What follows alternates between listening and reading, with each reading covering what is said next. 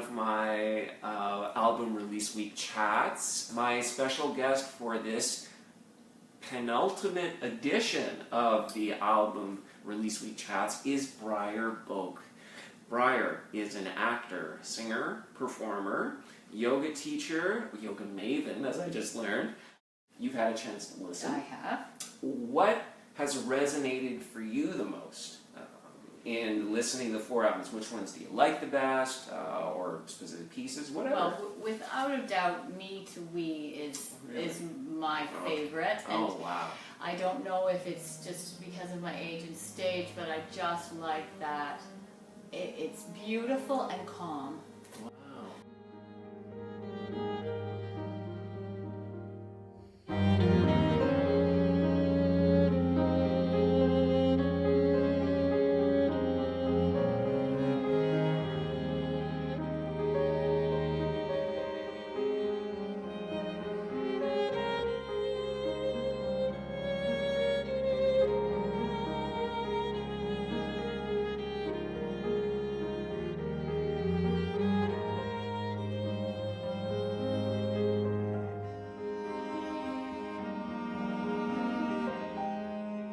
That brings me to 4 records, 4 albums, 4 pieces of work released in 1 week. Are you mad?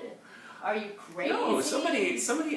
We were talking about this earlier, or I did an interview yesterday on a radio show yesterday, and they asked why did you do this, or did you plan this? And honestly, genuinely, yes, we did plan it for maybe the last 4 or 5 months. It just so happens that funding got aligned that we could record all of these specific projects we want to record all at the same time. You know what it's like to record, and you're working on a project. It takes a long time for it to get done and develop. And as the time and the months went on and they were all at different phases, we were like, oh, they're all sort of at slightly different phases, but technically we should have finished products of all of them at the same time. Then we wondered, should we stagger these? Yeah. Should we release one every 6 months, one a month, one a week, one a year? Well, one a year would be ridiculous, because then we're sitting on 4 finished recordings, and it's like, oh yeah, we recorded this 4 years ago.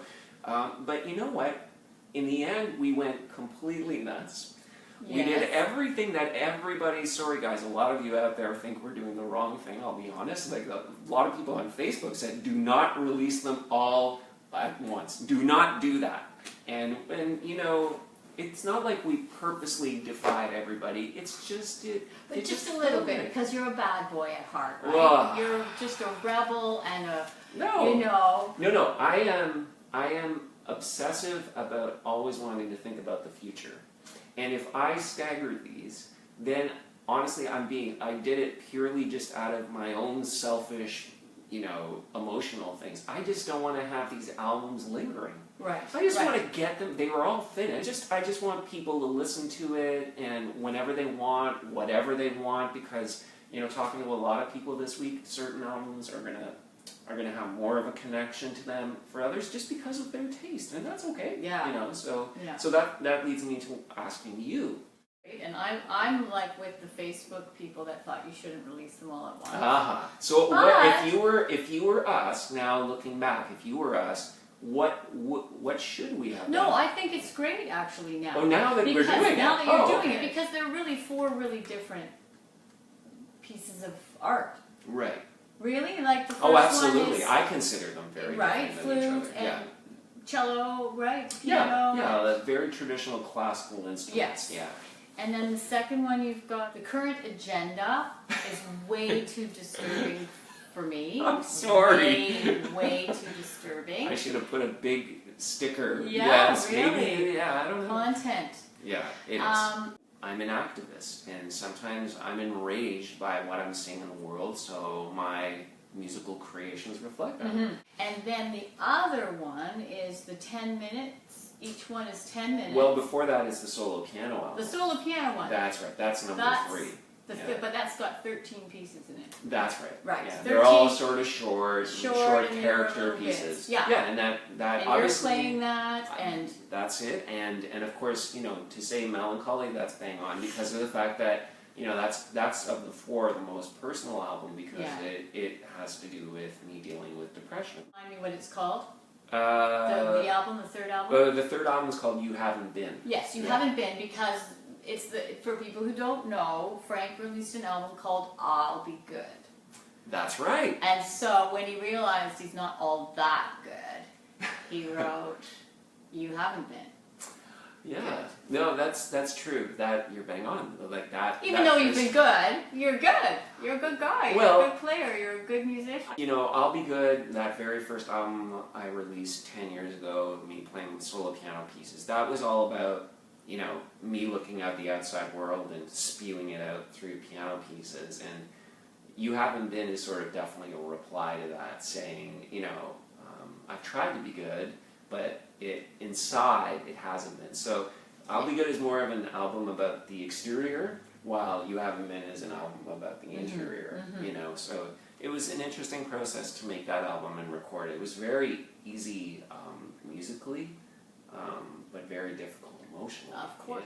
And then, of course, there's Love in Six Stages. Right. Yeah, which was with Laura, the singer, and Yeah. And love hurts. And love stinks. yeah, And love.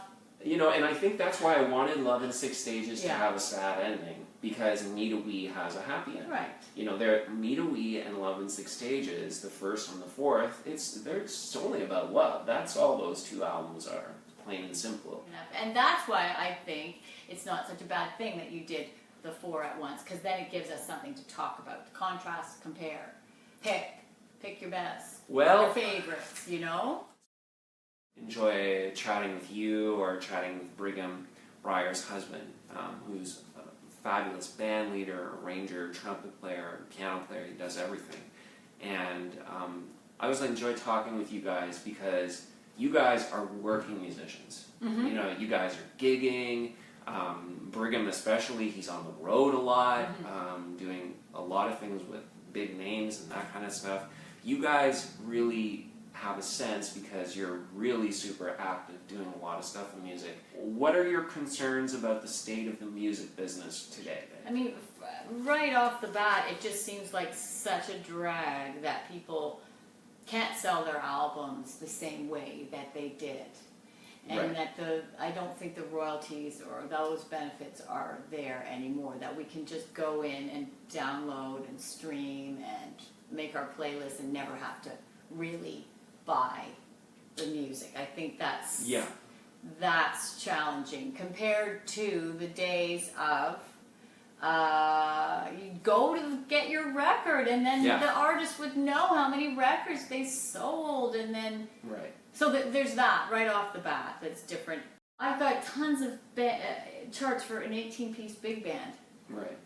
Am I ever going to sing those charts again? I don't even know.